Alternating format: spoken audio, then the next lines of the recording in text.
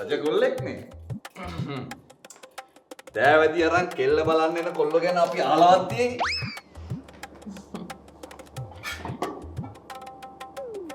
කන්න පුතේ. මොනින් නම් මාතිලේ දෙවියාවෙන් හිටියේ. හැබැයි වටිනා කියන දේ අඳුරන පුතෙක් අපිට හම්බ වුණා.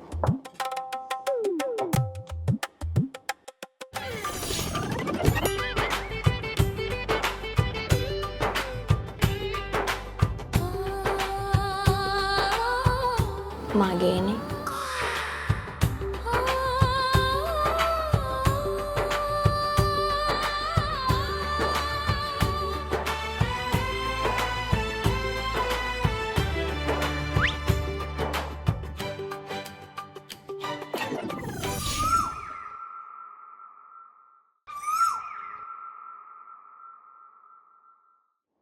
එහෙනම් මම නෙමෙයි.